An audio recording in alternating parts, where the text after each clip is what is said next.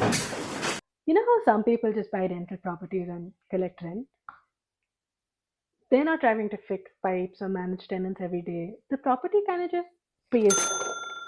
Seasons is that idea but for crypto. You hold a token, the network pays you. And today I'm going to explain exactly how that works in plain English. Before we get into seasons, I want to talk about something you already understand: earning money on your money. In the real world, people have been doing this forever. You put cash in a savings account and the bank pays you interest. You buy shares in a company and they pay you dividends. You buy rental property and your tenant pays you rent every month. The concept is simple. The money sits somewhere and produces more money. Each one of these has serious catches. A savings account gives you 3 to 5% a year, but inflation eats most of it. You're barely keeping up. Dividends depend on a company performing well. If profits dropped, your dividends dropped. You are betting on a company that you don't entirely control. Probably the safest bet in all of this is the rental model. But even there, you have to deal with legal, repairs, and tenants every other day. The barrier to entry is enormous. Then crypto came along and said, we can do better. And for a while, DeFi farming looked like the answer.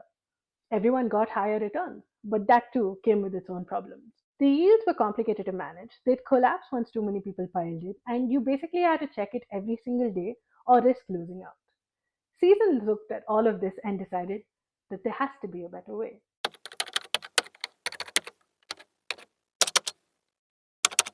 Let me try and explain this. Every time someone buys or sells Seas, the Seasons token, a small fee is automatically taken from that transaction. This fee goes into a pool. That pool gets split up and sent to everyone who holds enough Seas. So if you hold enough Seas, you get paid regularly, automatically, and without doing anything. Think of it this way. Imagine you own a tiny part of a tolled highway. Every car that passes through this highway has to pay a toll. Now, you do not operate the highway, nor do you collect the toll, but your share of the toll ends up in your account every week on the dot. The more of the highway you own, the more toll is yours. In seasons, the highway is the network, the car is the trade, and the toll is the fees paid per transaction. And your stake in the highway is the number of Cs you hold. The more trading that happens, the more fees that's collected. The more fees gets collected, the more gets distributed to the holders. The system is self-sustaining and it literally runs on the activity of its own community.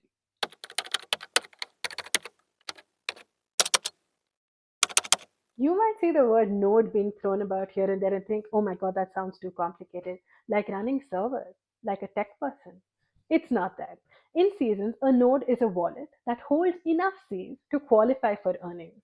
The threshold in Cs is 10,000 Cs. That's it. Once your wallet hits that number, your wallet automatically gets added to the list of wallets that receive a share of the fees. You don't need to do anything. You don't even have to lock your tokens. Your tokens just live in your wallet and you do whatever you want with them. The best way I can think of explaining this is a club membership. Imagine a coffee shop where regular customers just buy coffee and leave. But if you have a membership here, in this case the 10,000 Cs, every purchase that happens gives you a small reward. You're a member of the network and the network shares its income with you. But here's the important part. This doesn't lock you into their system. When you want to leave, you can just leave. There's no waiting, there's no penalty, there's nothing. This is very different from how DeFi systems have worked in the past, where you have to lock your assets in for weeks before you earn anything.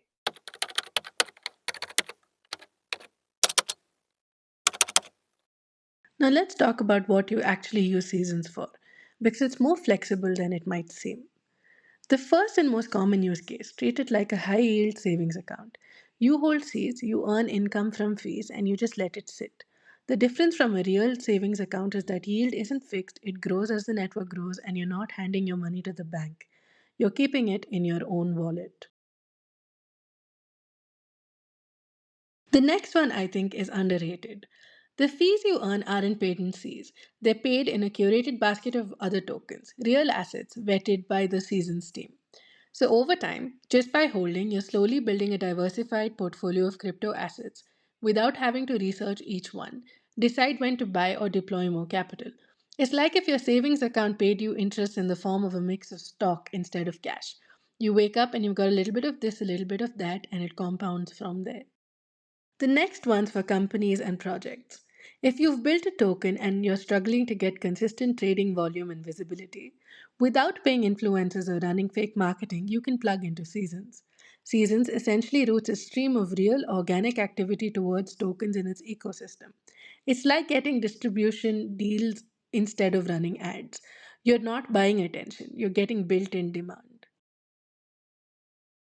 The referral engine. Because yield comes from volume and volume comes from more people using the network. Every holder is naturally motivated to share it. The more people who join, the bigger the pool, the bigger everyone's cut. It's not a pyramid, it's aligned incentives. When the network grows, everyone wins more.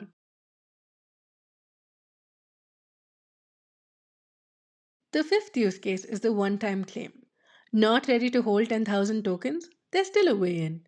You can burn or permanently remove a smaller amount of tokens and receive a single payout from the next distribution. Think of it like buying a day pass instead of a monthly membership.